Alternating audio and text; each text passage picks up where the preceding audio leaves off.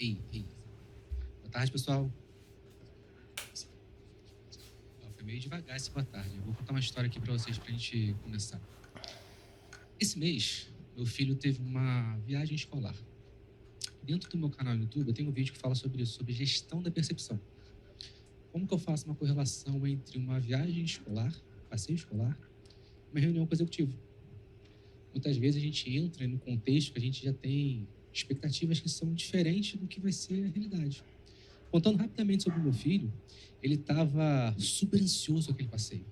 Ele ficou a semana inteira ansioso. Naturalmente, aquela ansiedade vai passando pra gente.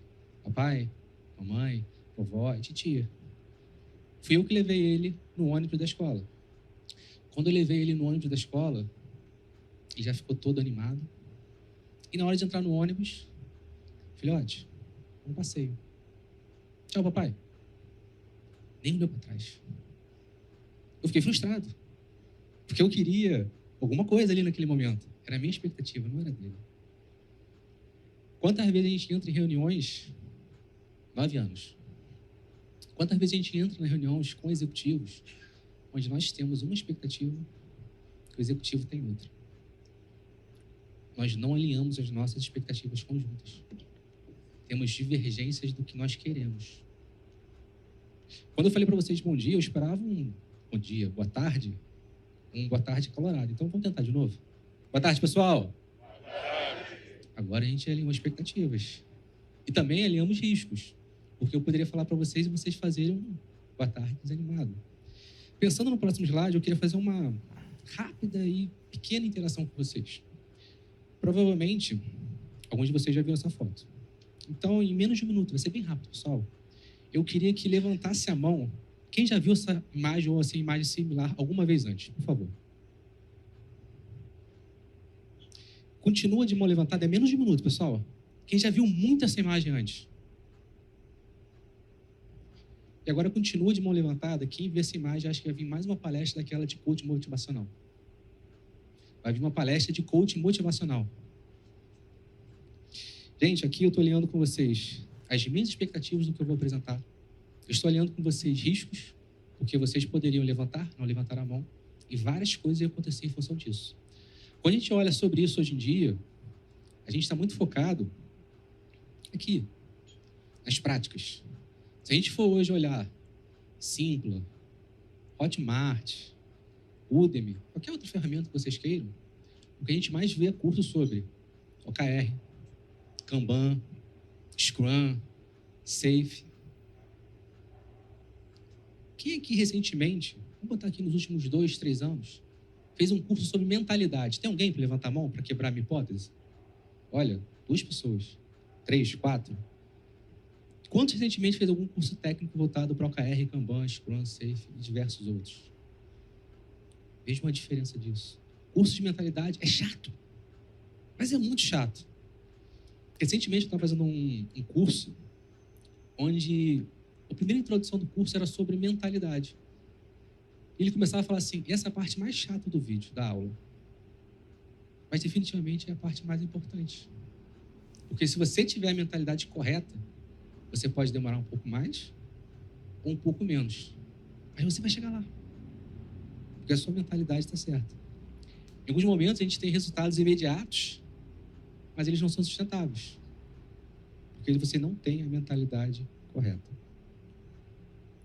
Quando a gente olha aqui o próximo slide, uma das poucas certezas que nós temos hoje é sobre a incerteza. Tudo muda. Eu estou numa fase de papai de gêmeos, recém-nascido, 4 meses. Todo dia tem uma novidade. Todo dia tem mudança. Nos nossos projetos, a mesma coisa. Quem consegue hoje fazer um planejamento e seguir ele a risco? Não estou falando planejamento de 1 ano, não, gente. Planejamento, às vezes, do seu dia. Quem não muda o que você planejou no começo do dia? Quem não muda a sua agenda? E como é que a gente lida com isso? O ágil, ele vem hoje cada vez mais crescendo em larga escala. Muitas vezes a gente não faz um ágil escalado, a gente faz squads massificadas. E nós trabalhamos com ágil, não é verdade? Muitas vezes a gente fala assim, não, vamos fazer aqui um projeto, vender alguma coisa aqui relacionada à agilidade. Aí você fala assim, pô, legal. Aí quando você vende, a primeira coisa você fala assim, não, mas me dá um cronograma. Ué, fica pronto quando? Como assim? Não é ágil?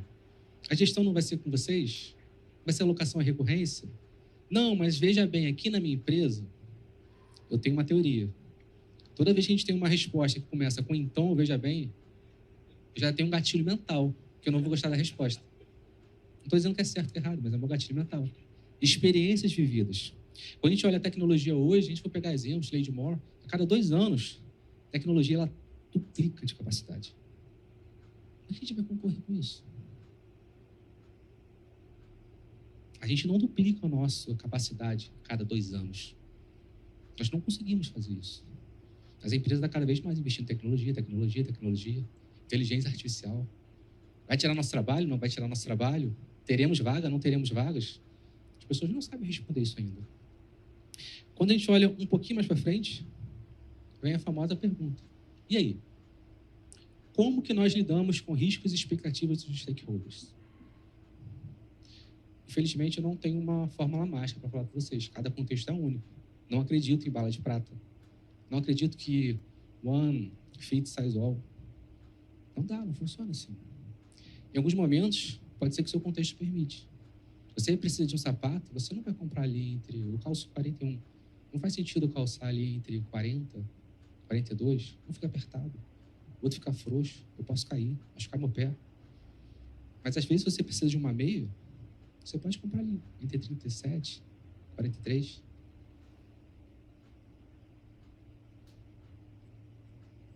Ah, obrigado. Eu estou animado aqui movimentando, né? Eu vou ficar aqui dentro do item. Imagina, obrigado. Como que a gente lida com essa questão de riscos, uma vez que todos é uma palavra muito forte, né, gente? Mas boa parte dos executivos pedem para a gente trabalhar cada vez mais com inovação. Vocês precisam ser criativos para resolver os problemas. Mas a gente vai ler a expectativa de coisas inovadoras, de coisas criativas. Como que a gente faz para a gente manter inovação e, ao mesmo tempo, continuar com entregas contínuas? Algumas coisas, talvez boa parte delas, ou talvez quase todas, simplesmente não são escritas em pedras. Isso traz dificuldades, traz desafios, traz alinhamentos, traz comunicação. Eu brinco, eu falo isso quase todo dia. Comunicação é uma arte.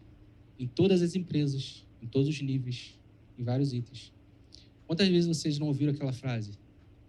Eu não tive esse entendimento. Não estava claro.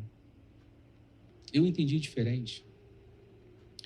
Aqui eu vou trazer para vocês alguns principais desafios que eu vi durante essa jornada, que são transversais, independente da empresa que vocês estejam. Talvez alguns vão ler aqui e falar assim, porra, ele está falando da minha empresa. Você trabalha lá?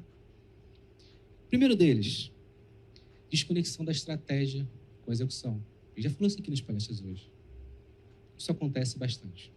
Dentro de uma empresa que eu trabalhei, de um segmento financeiro, a gente tinha dentro da Vestream que eu atuava, de negócio, a gente ia fazer um incremento de 20 milhões no ano em relação aos produtos que está fazendo dentro da nossa cultura de produtos digitais. Eu tentava amarrar, né, entre negócio, produto e time de desenvolvimento, todas as pontas, para que as coisas fizessem sentido. Num desses dias, eu estava na reunião junto com o time de negócio e falei assim, pessoal, a gente colocou esse incremento de produto na última API Planning. O que isso mudou de ponteiro de negócio? Vamos olhar aqui nos dashboards? As pessoas falaram assim, não sei nem se vale a pena, porque mudou muito pouco. Eu falei assim, essa é a melhor resposta que a gente tem, vamos olhar assim muito pouco. Porque se está mudando muito pouco, a gente não vai atingir os 20 milhões que a gente falou lá na frente. E a gente começa a conectar com a estratégia. Já viram aquele telefone sem fio? O time assume uma premissa, passa para o coordenador, que passa para o gerente, que passa para o executivo, que passa para a matriz. Só que a gente não faz a retroalimentação disso. E quando a gente começa a ver que a gente não está atendendo aquela expectativa, a gente começa a falar assim, o time está trabalhando, mas não está entregando. Stakeholders ficam frustrados. Parece que o time não trabalha, não entrega. Todo mundo está feliz. E a gente está trabalhando. Chega às vezes no final da sexta-feira, todo mundo com meio palmo de língua lá de fora, mas o resultado não aparece. O ponteiro de negócio não mudou para lugar nenhum, continua no mesmo patamar. Dentro desse case que eu vou compartilhar com vocês, o executivo da França falou assim, Vocês falam que o time trabalha muito, mas eu não vejo esses resultados. E a gente começa a entrar em justificativas. Não, é porque é demorado, é lento, é a longo prazo. Eu começo a ser devedor. Naturalmente, as cobranças voltam. O time recebia mais demandas do que sua capacidade de produzir. Isso aqui não acontece com a gente, pessoal. Eu brinco que isso acontece lá no leste europeu. Isso aqui tem a versão analítica. Isso é quando a gente, como gerente de projetos, agilista, delivery manager, enfim, o nome, o cargo que você queira dar, quando você vê a sua situação. Quando vem o executivo e fala isso, ele não fala isso. Ele fala, equipe precisa de mais gente, o projeto precisa de mais gente do que tem hoje.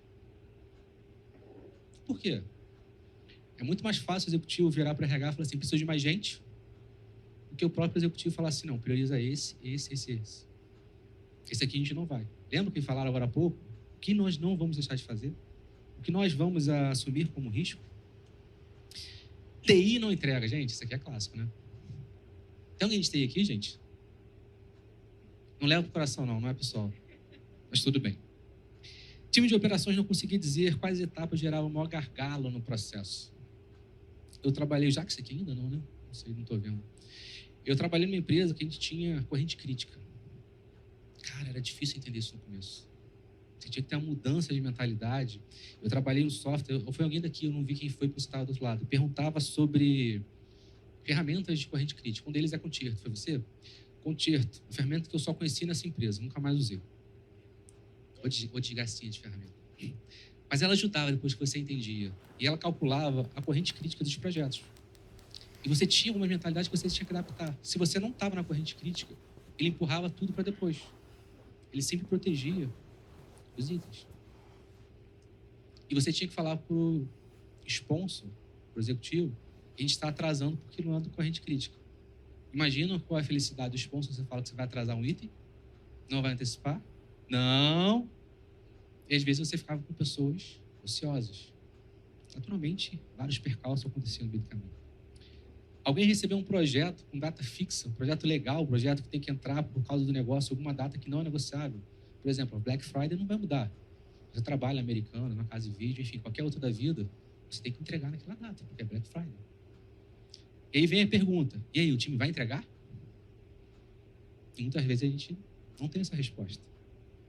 Ou precisa negociar a redução de esforço, redução de escopo, e não sabemos o que fazer. Ou às vezes vem aquele projeto que alguém vendeu, vem a Miriam Mágica, time, qual o prazo disso? E o time como é que fica confortável, gente, quando a gente pede estimativa de prazo? É o conforto danado, né? Aquela gordurinha que a gente falou um pouco mais cedo, e é difícil. Muitas vezes as pessoas têm receio, acham que vão ser penalizadas por isso. Quando a gente está falando de mentalidade, a gente precisa saber o nosso tiro com direção. Qual é a ordem de grandeza que a gente está falando? Na largada, a gente está verde, amarelo ou vermelho? É muito mais sobre isso. Resistências ao ceticismo e sabotagem de time ou da média gestão. Aqui são coisas que aconteciam muitas vezes nos bastidores, sem você falar. Algumas vezes você pergunta para a pessoa, ei pessoa, posso contar contigo? Você vai entregar? O corpo fala. Muitas vezes a pessoa fala assim, pô. Você lê a pessoa e fala assim, cara, esse cara não vai entregar. Você não pode afirmar. Mas nos bastidores, isso aqui não é prioridade. Pessoal, quando der, vocês fazem isso aqui. E o que acontece? O projeto é fracassado. Muitas vezes a pessoa só não quer fazer porque ela não foi envolvida. Quem sou eu? Agora a gente vai começar falando sobre case aqui. Sou Luiz Eduardo Labriola, sou coordenador de projetos na Radix Engenharia e Software, mentor e professor na FGV, XP Educação e Pós, mais de 10 anos atuando nas funções de deliveries em diversos nomes diferentes, mas sempre com esse foco. Sou mestre e bacharel em engenharia de produção, sou autor de alguns livros pela jornada colaborativa, com destaque para 2, Transformação Digital e Experiência do Cliente no Brasil. Quem você quiser se conectar aqui, vai para o meu link 30, minhas redes sociais, canal no YouTube, enfim. Vai ser sempre um prazer conversar com todos vocês e eu sempre respondo as mensagens. Primeiro case, a gente vai falar um pouquinho sobre inovação. O que é inovação? Basicamente, inovação é resolver problemas de pessoas para pessoas. Definição que eu gosto. Inovação ela não vem fruto de um lampejo, de uma ideia, do vácuo. Inovação não nasce no vácuo. Nasce através de pessoas que discutem, que querem resolver problemas de pessoas para pessoas. Pegar exemplos talvez conhecidos e tanto quanto batidos. O conceito de tablet ele já existia antes de vir o iPad. Mas alguém foi lá, determinado, consistentemente, entregando valor, não falando sobre a especificação técnica. Se vocês fossem pensar, por exemplo, falando sobre valor, sobre experiência, pensem sobre a última experiência que vocês viveram. Boa. Última viagem. Tentem resumir na cabeça de vocês, em uma frase, o que te marcou naquela viagem para vocês falarem que ela foi boa? Eu aposto que nenhum de vocês vai falar que o hotel tinha uma cama king size, o ar ficava em temperatura 20 graus. Eles vão falar como vocês se sentiram. Inovação é muito sobre isso. Como é que você resolve a dor daquela pessoa para que você crie uma boa experiência? O que é valor para o cliente hoje? O item que está banalizado, tudo é valor. É o que o cliente está disposto a pagar. Tão simples quanto. Esse primeiro case, a empresa falava, inovação é o nosso DNA. Então a empresa se reconhecia como uma empresa inovadora. Ela estava num crescimento acelerado de negócio. Eu lembro que durante a pandemia eu ouvi a seguinte frase. A empresa XPTO, ela contratou 400 pessoas na pandemia. Ela contratou mais de uma pessoa por dia. Tu fala assim, caraca, que número legal, né? Te anima quando você entra na empresa. E também estava num momento de transformação digital. Além disso, tinha uma grande demanda por projetos legais. Que aí veio do órgão regulador, não era uma obrigação dela. Dificuldade de contratação de TI, que não era exclusividade dela, mas era exclusividade de todo mundo. Como é que você contrata TI? Ainda mais no período de pandemia, onde o home office botou todo mundo igual. Porque a pessoa podia morar em qualquer lugar e trabalhar em qualquer lugar. E, naturalmente, acontecia leilão. Faz parte, demanda e oferta. Leilão nunca é legal. Mas aconteceu. Estava difícil contratar. As pessoas sabiam disso. Nós tínhamos sistemas legados com altíssima curva de aprendizado. O que é altíssima curva de aprendizado? A pessoa entrava na empresa, levava um ano em projetos de sustentação. Eu vou repetir isso para vocês. 1 ano em projetos de sustentação, para ela conseguir entender os projetos. Além disso, nós tínhamos 3 unidades de negócio que eram completamente diferentes uma das outras. Então, você não podia contratar a pessoa A e alocar na unidade de negócio diferente. Não tinha convergência, era uma outra curva de aprendizado. O custo da mudança era caríssimo. Então, a gente tinha esses problemas. Aqui é uma foto que a gente tinha quando a gente olhava os nossos processos de PMO. Pessoal, quem quiser tirar foto pode ficar à vontade. Tatiana, o pessoal recebe essa apresentação, não recebe? Recebe a apresentação. Não vou mudar nada não, vocês vão receber igualzinho. Eu não vou passar 1 a 1, que não é esse o objetivo. Vão receber igualzinho. Quando a gente olhava aqui os processos do PMO, era um processo, se você fosse olhar individualmente cada uma dessa etapa, todas elas faziam sentido. Só que a gente estava num momento que a gente precisava se reinventar dentro das mudanças que a empresa estava fazendo. A gente estava em um processo de transformação digital, precisava ser mais limpo, precisava ser mais assertivos. E nós fizemos um processo de olhar para dentro, de olhar para o próprio PMO. E fomos cortando caixinhas, para ver como que a gente poderia ser mais assertivo sobre isso. Além disso, quando a gente olha assim o que ficou, a gente resumiu, se eu não me engano, eu não lembro os números, mas 30% do processo. Mas o que a gente fez? Olhamos para dentro.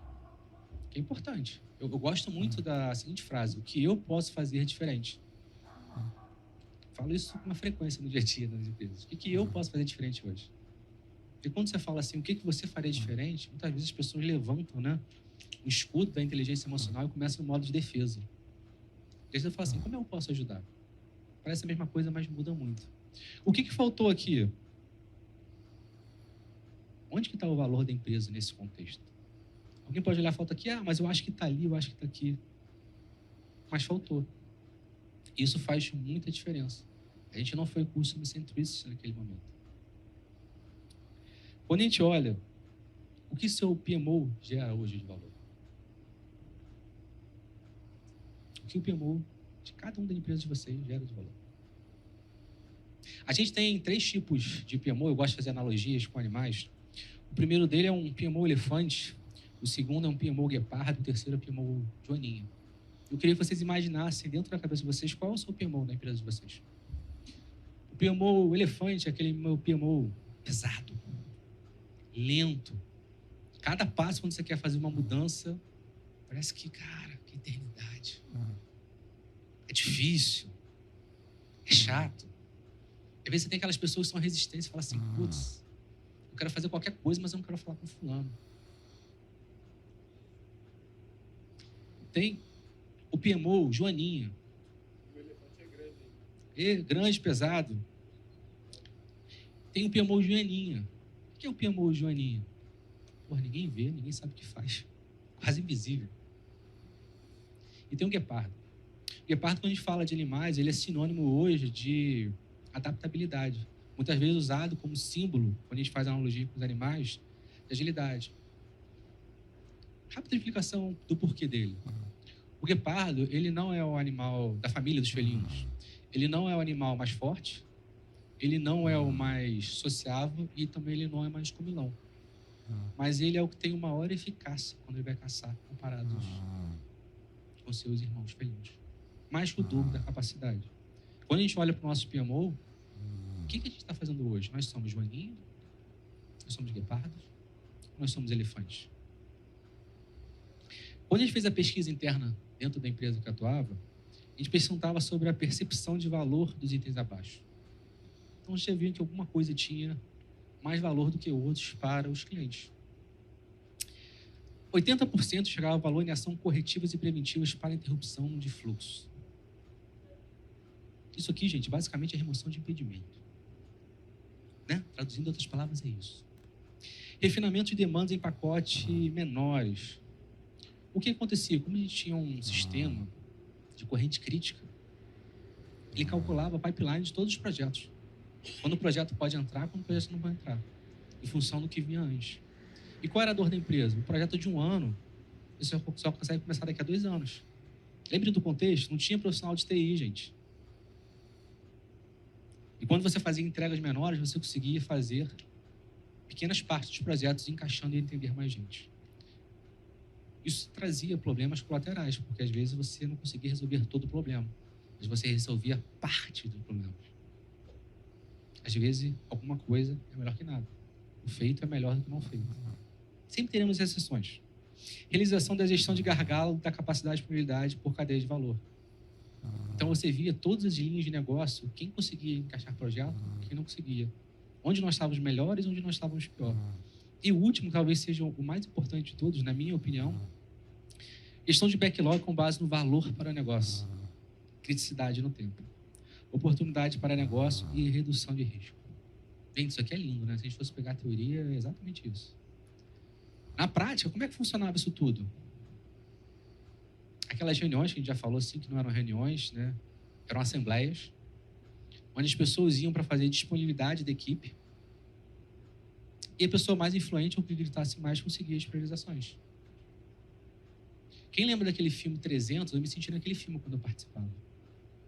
Quando você ia com poucas pessoas, entrava aquela multidão e falava assim, cara, impossível.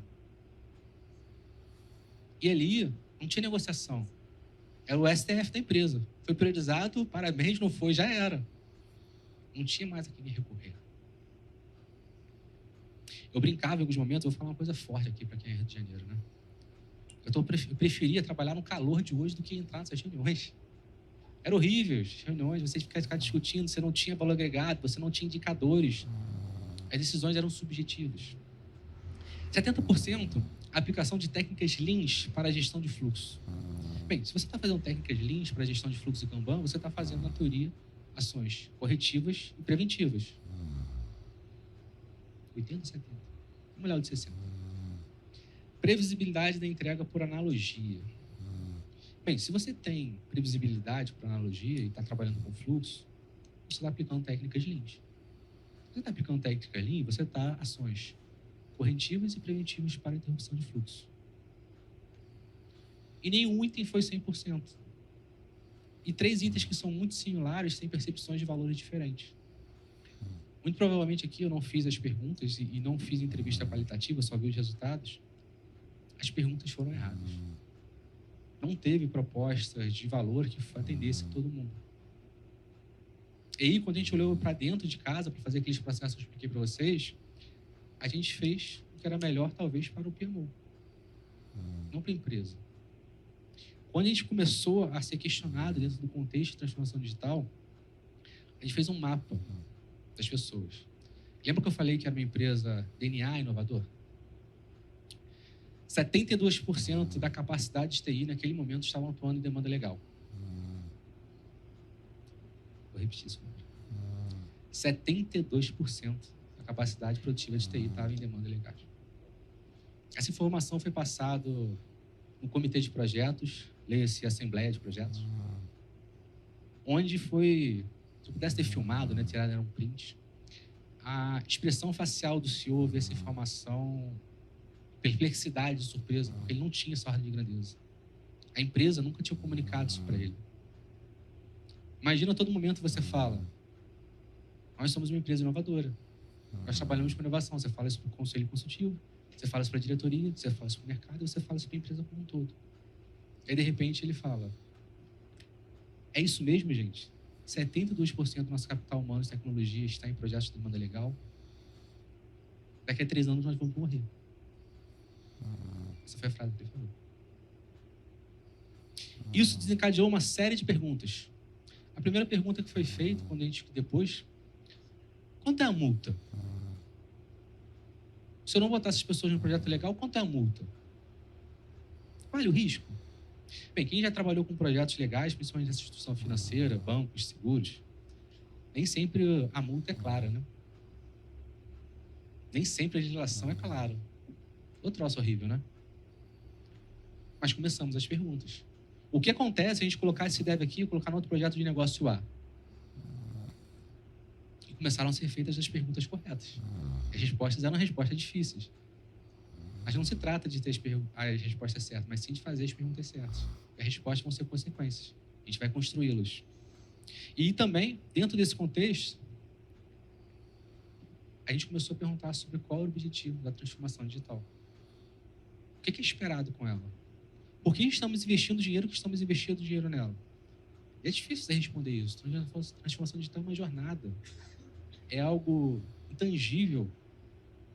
Mas uma coisa facilita.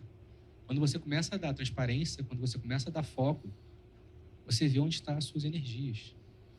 Quando você abre suas frentes de trabalho, você perde foco.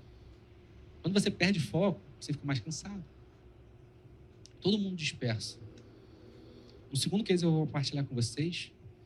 Um dos times que eu trabalhava é um time que tinha muita frente. É um time que não conseguiu ter foco. Até a gente conseguir chegar e direcionar para ter o foco, foi demorado. Outro time que na largada entendeu o foco, teve resultados melhores. E a equipe também percebe isso. Os executivos percebem isso. Indo para o segundo case. A estimativa é proporcional à decepção. A sua última boa experiência define a sua próxima expectativa. Se a sua expectativa ela é muito alta, a sua decepção ela pode ser proporcional. Se você não tem expectativa nenhuma, dificilmente você se frustra. Eu faço entrevistas já há alguns aninhos. Eu sempre faço um roteiro de perguntas que eu acho que eu encontrei o meu modelo de fazer entrevistas. E toda entrevista é uma promessa. Você vê a pessoa e você acredita, dá fit, não dá fit, dá match. Você tem 1 hora ali, vamos dizer assim, para fazer isso. E muitas vezes a gente olha o currículo daquela pessoa assim no papel e fala assim, caraca, esse cara aqui é incrível. Né? Ele vai chegar jogando, não tem nem curva de aprendizado. É o cara que a gente quer, é perfeito. Vocês estão rindo, né? A gente passa por isso, né, gente? É difícil. É isso, né? E aí, a gente aprende, né? E continua errando às vezes, né? É isso. E muitas vezes você olha o currículo do cara e fala assim, caraca, esse estagiário aqui tem experiência de CEO, né? E às vezes, eu viro para a pessoa no final da entrevista e sempre faço a mesma pergunta. Me conta um case seu, sua jornada de trabalho. E eu sempre explico. Não precisa ser algo gigantesco, nem algo minúsculo. Mas só um case que seja relevante para você e tenha algum significado. E o porquê dele. Eu nunca contei, vou começar a contar agora que eu me animei aqui falando isso com vocês. Mas numa ordem de grandeza, 50% das pessoas não sabem contar um case da vida delas. Não sabem organizar um pensamento do que ela já fez, do que ela tem de experiência, do que ela tem de bom, do que ela tem de ruim. E às vezes tem gente que conta um case que não tem nada a ver com a situação. Você fala assim, esse não. E aí você avalia uma série de coisas nessas perguntas. E tem o outro lado também, tem a pessoa que te convence, vamos dizer assim, na entrevista, na promessa, e ela começa com você e você fala assim, fulano, conto contigo, beleza? Beleza. O que acontece na realidade?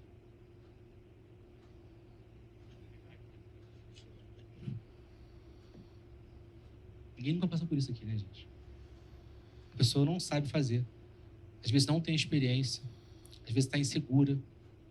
Tem uma série de coisas que podem acontecer. Case número 2. Somos um time incrível. Alguém já ouviu essa frase? Alguém já ouviu o gestor falando isso? Hoje ele teve gestor nuvem? Eu vou perguntar aqui. Gestor nuvem é aquele que, quando sai, parece que o céu se abre, né? Vem até o sol. Já vivi isso, gente. Reestruturação da agilidade como um todo na organização. Então, a organização estava simplesmente fazendo uma reestruturação dentro da empresa.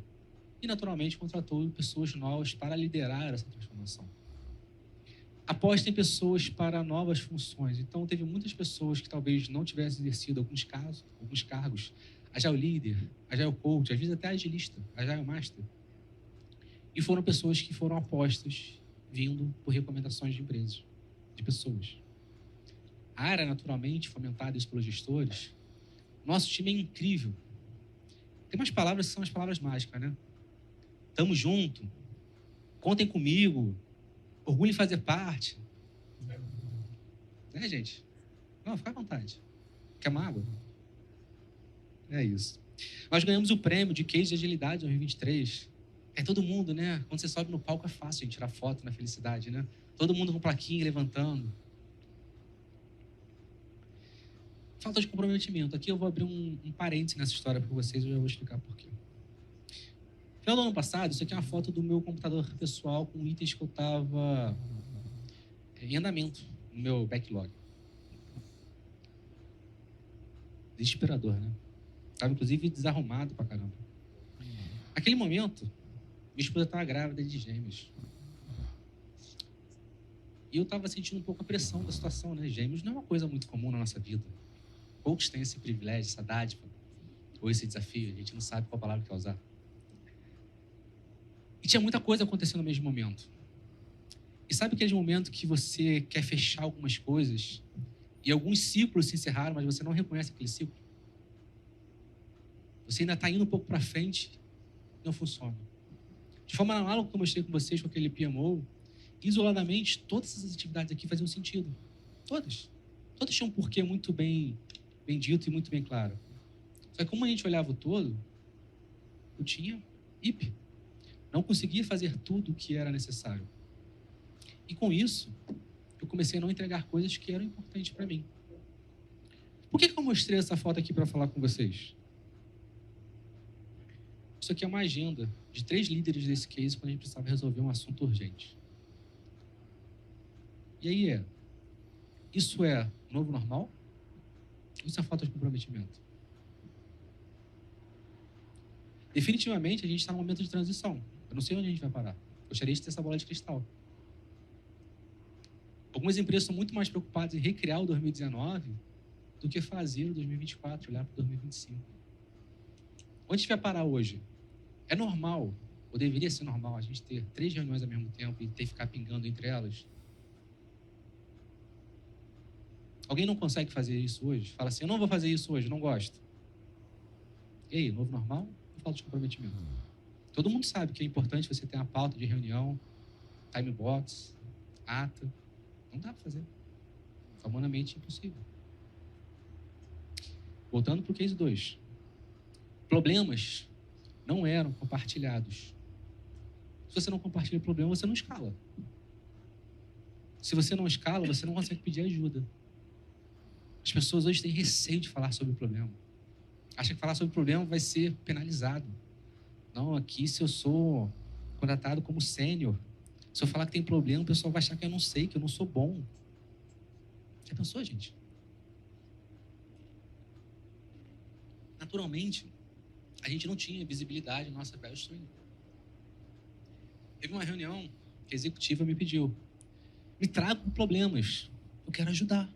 Como é que eu posso ajudar? E não trouxeram, a estrutura não trouxe para ela os problemas. E quando a gente não traz o problema para o executivo, muitas vezes a gente deixa ele uma página em branco. Porque uma hora esse problema vai surgir. Problemas não nascem grandes. Muitas vezes nós deixamos que eles fiquem grandes. E uma hora vai explodir na mão de alguém. Normalmente é no executivo. E o que acontece? Por que vocês não me falaram? Por que vocês não compartilharam? Por que isso aconteceu? Nós deixamos eles uma página em branco. A pergunta é justa. A linha de frente não conectava com a estratégia da área. Quando eu entrei nessa empresa, as expectativas que foram passadas foi: você precisa focar na pessoa A e na pessoa B. Aí eu, fechado. A segunda coisa é muito importante métricas ágeis. Alguém acha que é arriscar qual foi a minha primeira ação na empresa? Métricas ágeis. Métricas ágeis não é uma coisa que é tão difícil, mas não é uma coisa que você faz em uma semana. Gastei uns 3 meses para resolver todos os meus gaps que eu entendia naquele momento sobre métricas ágeis. Além disso, eu, como CPF, estava rodando metodologia SAFe. Era a primeira vez que eu estava rodando SAFe. Cada PI Planning, ela dura em média 3 meses. Então, as suas interações de aprendizado levam 3 meses. A minha primeira PI Planning, quando eu terminei, o feedback foi super positivo, porque a primeira anterior, a minha entrada, tinha sido muito pior. Quando eu fechei, sexta-feira, eu fiquei de parabéns, abri uma cerveja, fiquei feliz da vida. Segunda-feira eu comecei a acompanhar pelo que eu tinha feito na sexta-feira. Cara, estava muito ruim. Que desgraça. Eu falei assim: não, esse não é um trabalho que tem o meu DNA. Mas foi a primeira vez. Os C-Levels, eles pediam sobre métricas corporativas. Foi uma promessa vendida dos líderes que entraram, que iam trazer métricas e problemas das empresas. O que está impactando a gente vender mais? O que está impactando nós mudarmos ponteiros de negócio? Quais são os principais itens? Demorou aproximadamente quase 1 ano para a gerência da área levar métricas para os executivos. E o feedback foi: estão de parabéns, muito bom. Vocês demoraram muito mais do que deveriam. Eu vou repetir essa frase é importante. Vocês estão de parabéns, está muito bom, mas demorou mais do que deveria. Eu tenho um mentor de carreira que ele fala o seguinte para mim: você tem que mirar o seu 80% melhor. Curiosamente, essa executiva de negócio também, que eu vou mostrar ela um pouquinho na frente, ela falava sobre 80% também. Não sei se bebeu na mesma fonte, mas 80%. Por que 80%? Porque se você estiver mirando o seu 100%, você perdeu o time. A gente falou sobre isso agora há pouco. E se você não fizer o seu 80%, você fez abaixo da qualidade. O que acontece se você fez o seu 80%? Nos próximos 20%, na próxima interação, você melhora. E aí, ninguém precisa responder nem levantar a mão. Mas quem hoje acha que está conseguindo dar o seu 100% melhor dentro da organização que você está, dentro desse comprometimento que a gente falou aqui de agendas? Dentro do prazos que são desafiadores dos projetos, das iniciativas, das squads, dos times que vocês estejam. Esse aqui foi uma métrica que eu trouxe quando eu consegui resolver as primeiras expectativas que foram passadas para mim. Lembra? Focar em A e B. Isso aqui é o CFD. Basicamente, ele é um fluxo acumulado de atividades, onde ele mede o fluxo de atividade do time. Isso aqui, para a cultura de produtos digitais, isso aqui ele é muito útil. Tirando o verdinho, que é o finalizado, quanto mais estreitas forem as linhas, mais estável está o seu fluxo. Mais entregas contínuas você consegue ter na sua operação. Eu trabalhava nesse caso aqui na empresa de São Paulo, eu fiz essa reunião presencial com algumas pessoas para mostrar isso. E a primeira vez que eu trouxe isso para a executiva, ela nunca tinha visto um trabalho de métricas assim no contexto dela anterior. A empresa que ela veio anterior, em outro banco, no caso, era um cascajo. Então era cronograma, basicamente. E foi muito bom que a primeira reunião, Ela fez diversas perguntas, ela estava extremamente interessada em saber o que acontecia com o time dela. E me perguntava opiniões. O que você deveria fazer diferente? Como eu posso ajudar? Eu falei assim, nesse momento eu acho que nada, porque o mato está alto. Quando a gente olha isso aqui, o mato está alto. Aqui, começamos a ter o game correto. E claramente aqui, um trabalho que foi alinhado, o time de desenvolvimento, no caso na estrutura com POs, com PM, com executivo de negócio. Quando eu fui para São Paulo, eu fechei a ponta também com a minha estrutura de agilidade. Mostrei para minha coordenadora, mostrei para o meu gerente. Naquele momento, eu consegui fechar todas as pontas. Pode parecer um negócio meio bobo, meio simples, mas quando você está na mesma página com todo mundo que é do seu ecossistema, cara, o jogo é muito diferente. Se eu tivesse saído da empresa aqui nesse momento, eu tinha feito as minhas entregas. Porque todo mundo entendeu que o que era esperado foi feito. Essa outra foto, quando a gente fala de expectativas, dentro desse contexto, a gerência da área estava sendo convidada a assumir mais uma área e ela estava vendendo para a empresa os benefícios do que ia ter se ela assumisse mais um escopo de trabalho. E aí ela chegou e simplesmente falou assim, delegou para a equipe e falou assim, por favor, se comprometam com menos entregas na próxima PI Planning. E delegou. E rápido contexto, a primeira PI Planning, 120 épicos. Segunda PI Planning, 150. A terceira, que era para reduzir, aumentou 20 épicos. E aqui não tem contexto, não teve velha stream nova, não teve time, não teve nada disso. Foram na direção oposta do que a gerente pediu. Lembra quando a gente falou sobre deixar a pessoa na página branca? Ela está focada em outra coisa que era importante para a carreira dela, que era importante indiretamente para a área, que é trazer mais investimento, mais pessoas. Quando ela foi olhar uma semana antes do Portfolio Review, os números, ela foi e tomou esse choque. Com 2/3 da PI Planning, nosso planejado versus realizado era 25%. E o time foi na contramão do pedido dela. Eu conversei com ela sobre esse ponto no one-on-one e ela falou assim, o tamanho da minha frustração é enorme. Porque era um pedido simples, que não era para ter dúvida. Ninguém levantou a mão pedindo ajuda. E quando eu fui olhar, não ouviu os meus recados. Alguém já passou por isso, gente? Líder é difícil, né? Às vezes você pede uma coisa, vai para a reunião, a pessoa fala que não fez, como se estivesse tudo bem. Essa aqui é a foto de um time que eu trabalhava, eu trouxe a mais bonita, confesso. Que era 81%, porque eu já tinha estabilizado o fluxo. Muitas pessoas faziam uma gestão por percepções. Quem falasse mais, contribuísse mais na reunião de SYNC. O Centro de Excelência em Agilidade, nossa, a pessoa está engajada. Mas não traziam fatos e dados concretos. Quando eu trouxe aquele material para ela, ela falou, foi a primeira vez que alguém me trouxe material estruturado, contínuo. Isso fez muita diferença. Case número 3 e último. Desenvolvemos projetos altamente personalizados para empresas. Não sei se está dando para ver claramente a foto atrás. A gente tem um bom exemplo aqui, que a commodity vale, o saco de café vale R$15. Aliás, o café em si, ele vale o valor X, eu não sei o preço. O saco de café, ele vale R$15.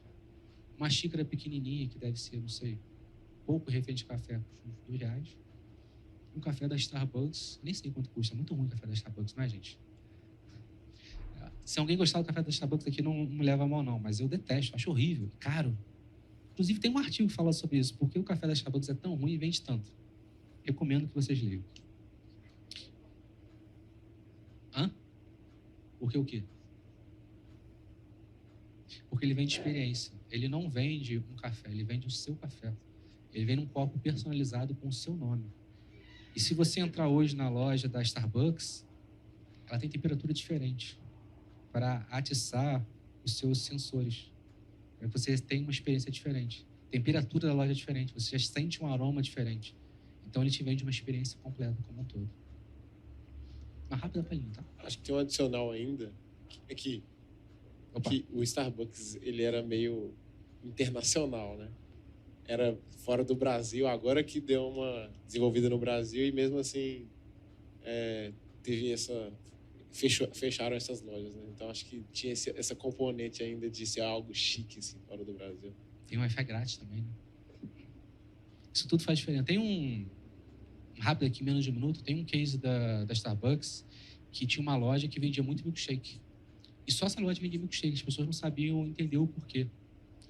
Porque tinha um caminho, uma via expressa, que as pessoas moravam num lugar e trabalhavam no outro. E o milkshake era o que dava tempo das pessoas irem tomando ao longo da viagem. Não podia ser café, porque senão esfriava. Você podia se queimar. O milkshake vinha com canudinho, então as pessoas tomavam. Outro case da Starbucks aqui para a gente não deixar passar. Bem, quando a gente vende aqui uma organização como indivíduo único, nesse contexto, 50 pessoas aproximadamente, sendo 80% pessoas novas. Data da entrega do projeto é um desafio. Skills individuais estão sendo conhecidas. Quem é bom em quê? E não estou falando quando quem é bom em quê, por exemplo, o coordenador de projetos é bom, por exemplo, em planejamento. Cara, isso é esperado dele.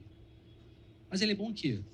No caos, no cascata, no híbrido, no ágil, em feedback, no one-on-one, em criar conexões humanas. No que ele é bom? Estou dando um exemplo simples, mas poderia pegar qualquer um para outras. Desenvolvedores, arquitetos, POs, PMs, o nome que queira chamar. A curva de sensitizado para produtos customizados. Se você não está vendendo um produto de prateleira, você tem tempo para fazer isso. E quando o seu prazo é um desafio, você começa a colocar mais variável na equação. Quanto mais variável você coloca, maior a sua complexidade. Complexidade é outra palavra que hoje, em alguns momentos, banalizou. Ah, minha operação é complexa. Vamos falar rápido sobre isso? Complexidade é quando você não sabe exatamente o que vem na próxima relação. Sua relação não é ordenada. Quando você faz alguma coisa dentro da sua operação, você espera resultados. Você não fica testando e pivotando com o seu cliente. Naturalmente, tem coisas que são. Ah, mas programação de software é complexo, entre aspas. Uma das coisas que a gente mais tem boas práticas é TI. Segurança da informação, que a gente já falou bastante hoje aqui. Programação, desenvolvimento, que a gente mais tem é certificação. Boas práticas, dos especialistas. Para quem conhece Kineve, na veia. E o que isso traz de desafio? Como que você mantém comportamento único para a gestão do conhecimento? Está tudo acontecendo ao mesmo tempo. É difícil você fazer gestão do conhecimento. Como que você mantém o padrão da usabilidade? Muita gente fazendo coisa em paralelo. Como é que você garante tudo igual? É outro desafio. E aí a mão da liderança faz muita diferença. Comunicação entre todos. Eu lembro que eu já falei isso de comunicação uma arte. Pessoal, definitivamente comunicação é uma arte. Quantos às vezes estão na reunião e estão de corpo presente? Aí você pergunta, fulano, como é que tá isso aí? Peraí, como é que é? O que é a pergunta? Fala de novo aqui que eu estava focado em outra coisa. Tem gente que ainda manda uns migués, né? Peraí, picotou, fala de novo. Não é? E vem os nossos desafios de hoje. As pessoas não querem fazer reunião por algum motivo de câmera aberta. Apesar de ser trabalho, as pessoas preferem fazer reunião de câmera fechada. Isso virou quase que uma convenção. Não está escrito em lugar nenhum, mas é o que é. Quem abre câmera são líderes. Talvez não à toa sejam líderes. Como é que você lida com isso? Você não sabe se a pessoa simplesmente está olhando para você, se a pessoa não está olhando para você. Numa empresa do case número 1, teve um diretor que ele estava na reunião e de repente ele fez uma pergunta para a pessoa, ao invés de abrir o microfone, abriu a câmera.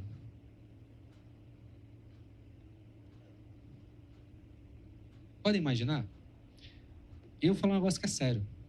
A pessoa estava em Porto Seguro, com o Olodum tocando de fundo. Diretor. Com outras skills, outras gerações. Não estou dizendo que é certo ou errado. Outras gerações. Falou assim, na nossa empresa, home office não funciona. Pegou aquele caso e transportou para todo mundo. Para toda a empresa. Todo mundo foi penalizado por aquilo. Era um diretor muito influente. E o pior, o fato aconteceu junto com outros diretores, todo mundo viu. E a pessoa ainda fala assim, eu falei. Viu o que aconteceu? Isso aconteceu porque ele errou ainda, fora o que a gente não sabe. Virou um fato consumido. Mais uma história interessante do case número 2 que me lembrou aqui. Quando a gente estava falando sobre fazer projetos de inovação, vem as coisas mais interessantes, mais surpreendentes possíveis. Num deles veio a seguinte coisa: vocês tinham frente de inovação. Criaram um campo de futebol no estacionamento. Como é que isso vai ajudar a empresa, gente? E aí a pessoa, mandou um e-mail para a pessoa, para ver se a pessoa se tocava e retirava a ideia dela. Mas assim, qual é a relação de criar um campo de futebol no estacionamento com a empresa? O que isso vai ajudar a empresa? Tem uma resposta que você mereceu um quadro, né? A resposta foi: a gente pode chamar os nossos clientes para jogar um 1-1 com eles no estacionamento. Isso são pessoas. Pessoas são difíceis de lidar. E não tem certo ou errado. Cada um tem as suas skills, as suas vivências, os seus vieses, os seus modelos de gestão. Quando a gente pensa em SCARF, dentro do pacote de inteligência emocional, alguns preferem relacionamento, outros preferem senso de justiça, outros preferem status. E está tudo bem. Nós sabemos lidar com ele, é um grande desafio. Hoje, dentro desse case aqui, ele é um case que está sendo em construção, ele está vivo, mas eu queria falar sobre o ponto Maia. O ponto Maia é o Most Advanced Yet Cerebral. O que é isso, gente? O quanto que você consegue influenciar a cultura, mas você consegue de uma forma que ele pode ser abraçado. Como assim? Quanto mais você for inovador, mais pode ser desconfortável para a empresa. E quando eu falo você ser inovador, não é você ser inovador para o mundo, é você ser inovador para aquele contexto. Não adianta você querer chegar assim: pô, na outra empresa funcionava assim, eu vou fazer igualzinho. Ah, vou pegar o case da Disney aqui e vou implementar aqui. Cara, não funciona. Seu capital humano é diferente. Seus clientes são diferentes. As pessoas são diferentes. Os vieses são diferentes. Eu, por exemplo, tenho um perfil conservador. Quando eu entro, eu ouço mais e falo menos.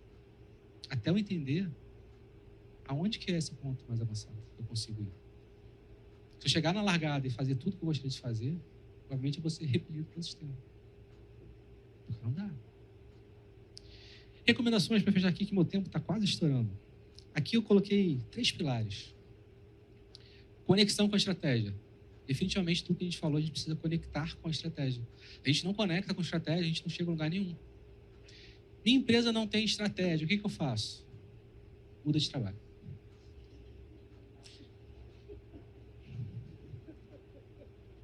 É brincadeira à parte, gente, mas eu já trabalhei em uma empresa que os pilares estratégicos eram aumento de receita e redução de custo. Como é que você ajuda nisso? E aí, quem que trabalhou na contabilidade? Pega o exemplo aqui da contabilidade. Quem foi? E aí você trabalha na contabilidade. Como é que você faz aumento de receita e redução de custo? Querido amigo da contabilidade, me leva para o coração. Transparência. Transparência é um dos pilares do Scrum e de agilidade. Você precisa dar transparência. Quando a gente fala da transparência, é dar informação. Deixar todos na mesma página. Se a gente tem um risco, mas o risco foi compartilhado com todo mundo, e todo mundo aceitou aquele risco, cara, a empresa não tem problema. Está alinhado. Eu brinco lá em casa que eu tenho um Kanban pessoal, e de vez em quando minha esposa fala assim: nós temos que fazer isso. O nós sou eu. Cara, eu boto tudo em impedimento, está alinhado, não temos esse problema. É igualzinho na organização. Análise baseada em dados. A gente tem que fomentar a cultura da empresa, que as pessoas tenham análise baseada em dados. Que as reuniões de priorização não seja quem seja o melhor influenciador, quem grite mais alto, quem faça isso. Isso não é fácil. Lembra do Maia? A gente tem que começar de algum lugar. Onde a gente recebe, às vezes, a TAP, às vezes, a Móvel Canvas, cara, às vezes a informação vem uma frase, o que é o projeto. Uma frase objetivo, uma frase o como. Como é que você faz a análise daquilo?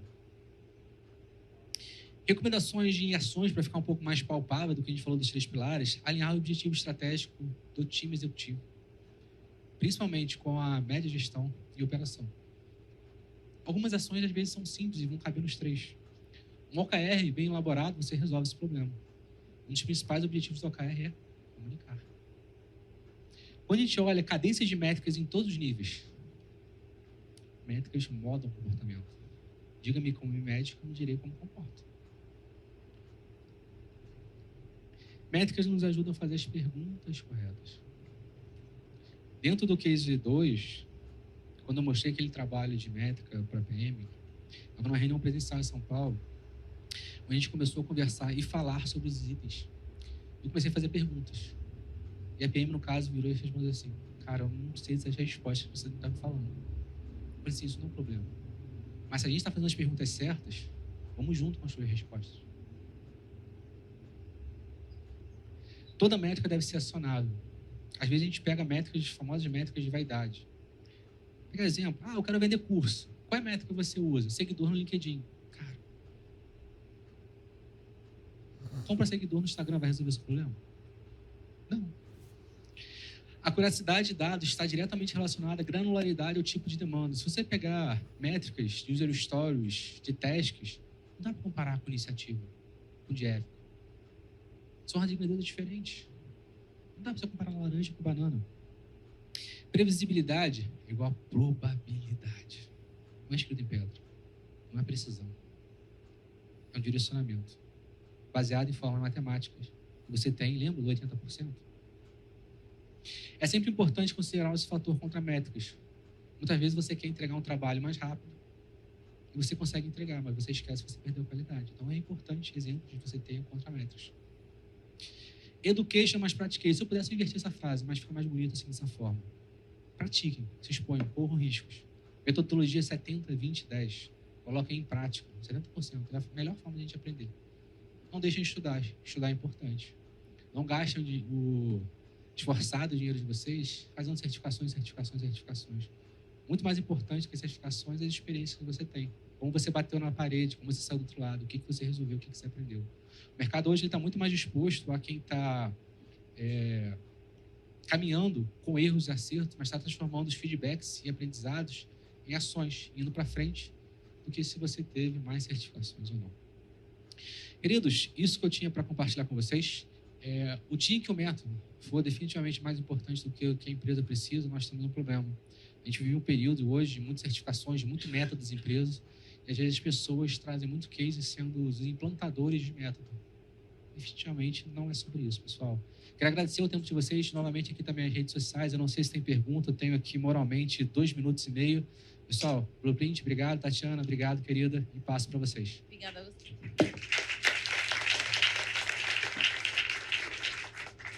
Nesse tempo, dá para fazer uma pergunta. Vocês podem procurar por ele depois. Alguém gostaria de perguntar? No online tem? Eu li uma.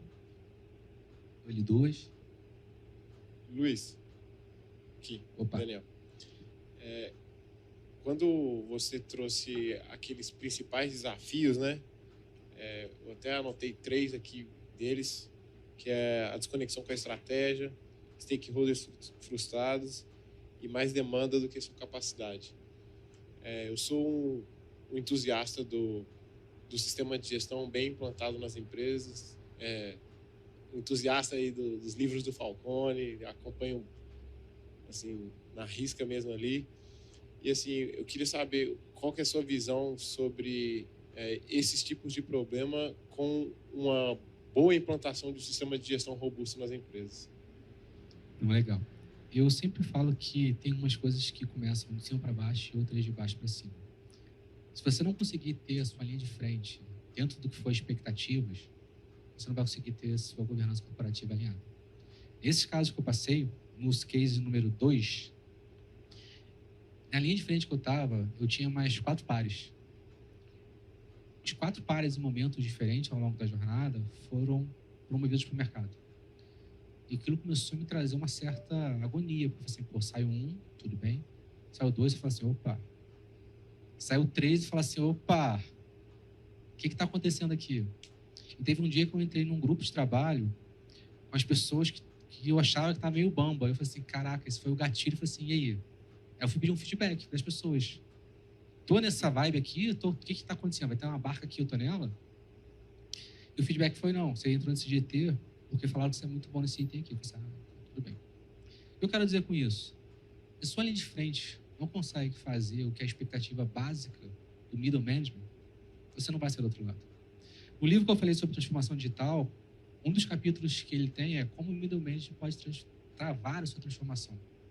Por quê? Porque o C-Level ele tem visão macro, visão alta das coisas. O middle management, normalmente, ele tem a visão mais dos problemas da operação. E que está na ponta sabe os detalhes. Mas, muitas vezes, quem está na média gestão são pessoas que estão em tempo de casa. São pessoas que foram promovidas por tempo.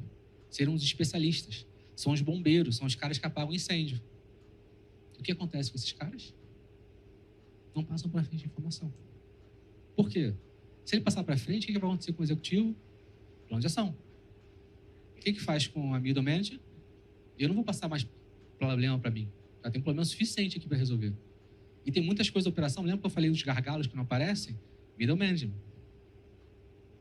Resumo da resposta. A linha de frente tem que estar conectada com o que são as necessidades reais da empresa. Por isso que muitas vezes o OKR ele começa a trazer problemas. Por quê? Você não atingiu os resultados. Lembra sobre métricas? Por que não atingimos os resultados? Por isso. Por que isso? Por que isso? Por que isso? Por que isso? Eu acho, nas minhas visões, profissionais do futuro são profissionais que vão fazer perguntas certas. Não ter a resposta certa, mas fazer as perguntas certas. Mentores ajudam muito nisso. Eu tive vários mentores ao longo da minha jornada que me ajudaram a fazer perguntas. E com isso a gente vai saindo do outro lado. Respondi? Tati? Muito obrigado. Muito obrigada. Valeu, pessoal. Obrigado.